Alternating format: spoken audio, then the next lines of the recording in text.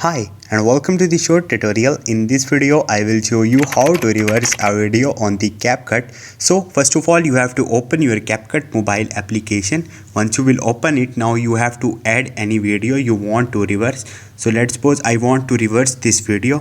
So once you will do it, now tap on the text from the timeline, and from here you have to swipe to the left, and here you will see reverse icon.